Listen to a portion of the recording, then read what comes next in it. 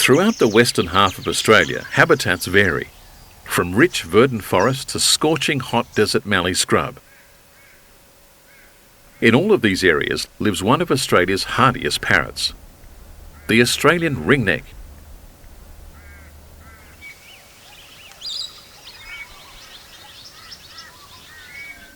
With the advent of change to the landscape after Australian settlement, some parrot species declined.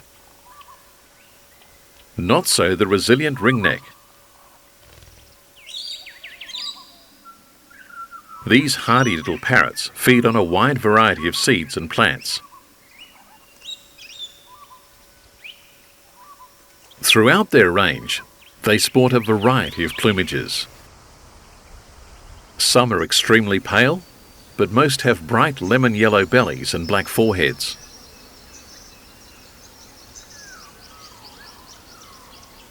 Birds in the far southwest corner of the country are uniquely different.